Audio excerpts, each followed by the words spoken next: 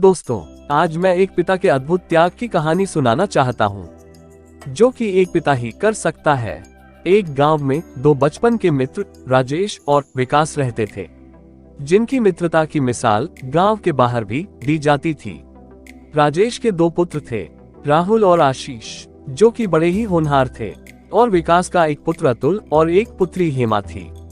एक दिन विकास ने अपने पोते रुद्र के जन्मदिन पर राजेश और उसके परिवार को भी आमंत्रित किया।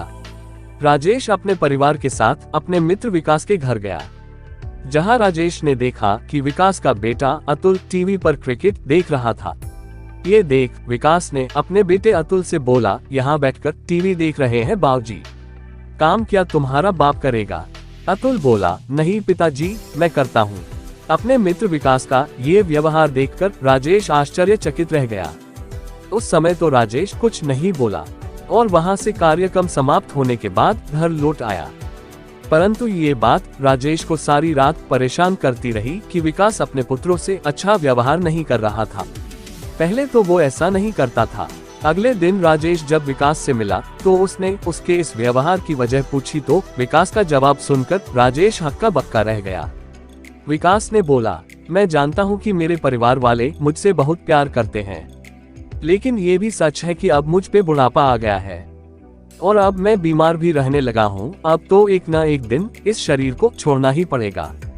अतः मैं चाहता हूँ कि मेरे मरने के बाद मेरे परिवार वालों को इतनी ज्यादा तकलीफ न हो कि वो बहुत अधिक परेशान हो जाए और मेरे मरने के शोक में ही डूबे रहे।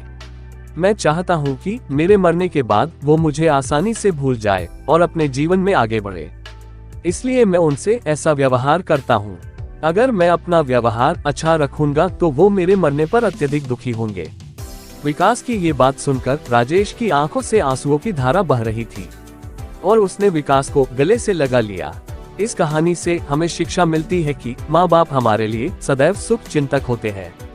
हमें उनकी किसी भी बात का बुरा नहीं मानते हुए सदैव उनकी आज्ञा का पालन करना चाहिए और उनका दिल कभी भी नहीं दुखाना चाहिए। धन्यवाद।